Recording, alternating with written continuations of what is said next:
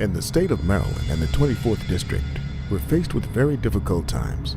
However, we're not without hope. We are blessed to have among us a man from the community who understands our struggles and has solutions for those struggles, who not only lives in the community but has placed his campaign office and business in District 24. He truly is someone who walks the talk with integrity and passion. The reason why we want to do the campaign off right here is because we want to show everybody that we're not afraid of the people in the neighborhoods. We can bring better things to this neighborhood to help the people out. The only way that you're going to ever change things is you got to go to the places that need to be changed. And I think it's just important to, if you're going to talk about it, be about it. And that's what I want to be. I want to be about what I talk about. And I know bringing quality economic development to the community is going to uplift the community. It's going to make people feel appreciated. I believe that I got to keep the money here to let people know that I can't run. I can't run and talk about something that I'm not going to be about. I'm about bringing better business. I'm about keeping the money within the community and allowing our community to grow. Thanks a lot. How y'all doing today? And the 24th district is the fourth district outside of Baltimore. But we can bring changes. You know, it takes new, fresh faces, leadership to come out, just meet the people, let the people know that, look, you know, I'm here for you.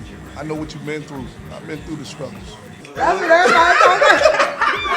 No more leftovers. That's what everybody's talking about. No more leftovers, you know what I mean? And this is what I feel like now. The younger people, it's time for us to get them in there. They're not afraid. They'll think out the box. You know what I mean? And they've been through it. They know. No more leftovers? No more leftovers. That's what everybody's talking about. No more leftovers. That's what everybody's talking about. No more leftovers. You know what I mean? This is what I'm talking about of the leftovers. I have everybody talking about what is the definition of a political leftover. But I'm gonna give you the illustration of political leftover. It's like when a family come together to have a large meal, and everybody sit around and feast off the meal, and at the end of the day, when everybody's ready to go home, some families take some of the food and go home with. And some of them take the rest of the food and they put it in the refrigerator. And all during the week, like Thanksgiving and all the holidays, we eat off that food each and every day till we get sick and tired of it. And that's what's happening in our community. We are electing these elected officials over and over and over again, over and over again. And you know what happened when you eat? Eventually leftovers get spoiled. And that's what's happened to some of these politicians. They have got spoiled. They don't come out and check on soup. They're not coming out checking on Fairmont Heights, and I know they're not going over there in some of these neighborhoods and checking on those people. That's why I'm coming out and helping these people, because you know what?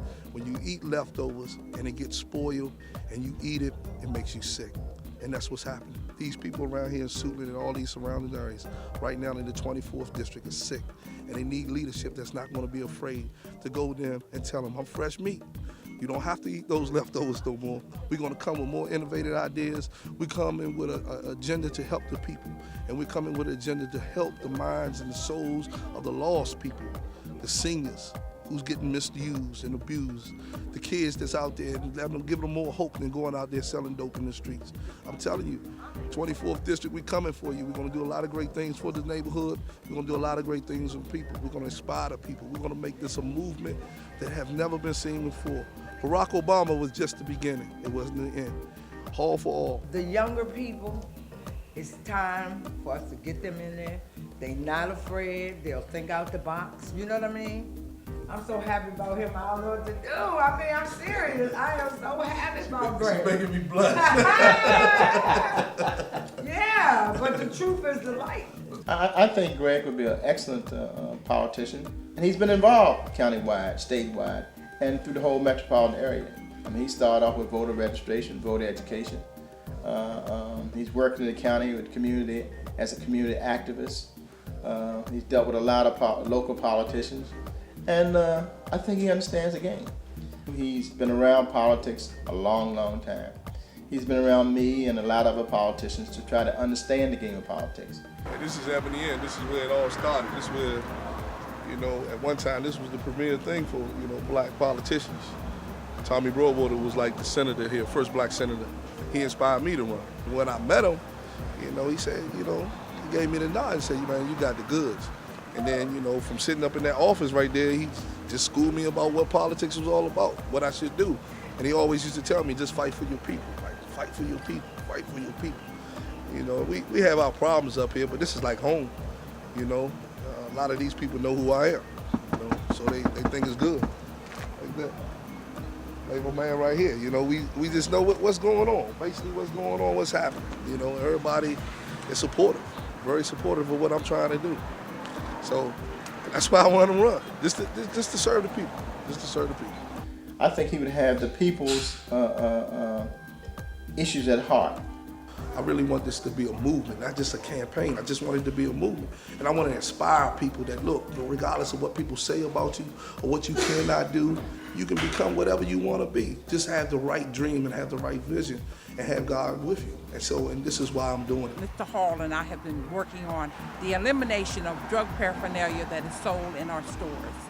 We just were very successful in passing a piece of legislation that makes the county or puts the county in a better position to deal with that problem. So it makes the county accountable in the way of dealing with the stores that do these terrible things. I just want to say thank you all, thank you, because by sending this message, lets these stores know that we're not having this in our community. We're going to stand and fight together as a community, and we're going to get them out of our community. People selling cigarettes in your community to your children. Cigars. That's right. And we don't need that in our community. Selling devices where you put masks on and smoke marijuana. And they don't care if you're 16, 14, long as they get the sale, they don't care. But we send a message to Annapolis, and we're going to make sure the council do their part, because we did our part. And I'd like to thank you all for that. Thank you. Thank you. Just imagine this. If we make the hospital of Prince George's Hospital a diabetes treatment wellness center that people can come that have diabetes, we wouldn't even have to ask the state or the county to keep bailing us out with this hospital, because this will bring resources here that all people will come from all over. My mother had diabetes. She also had cancer. She also had congestive heart failure. So she had a lot of different ailments that plagued her. And but with that all being said, she was just a fighter. Just to talk about, how my mom and my dad was and how they was an inspiration to me for running for this seat. It just does my heart so well, that even though she can't be here to this day, or my father can't be here. I ain't gonna get emotional about it, but you just wanna, it's just one of those things, you just really wanna do well, so they looking down on me to say, he made it, but all odds, when all odds was against me, when people was telling me, you ain't gonna be this, you ain't gonna be that, it does my heart good that my mom and dad is looking down on me saying, that's my son, So that's why I have a real deep passion to serve. I just want to be the inspiration to the people to say, look, you can be whatever you come, long as God give you breath. You can become whatever you want to become at the end of the day. Just give me a chance. And I just thank God for allowing me to have that chance. Ladies and gentlemen, one of our very own and the next member of the House of Delegates representing the 24th District, Greg Hall.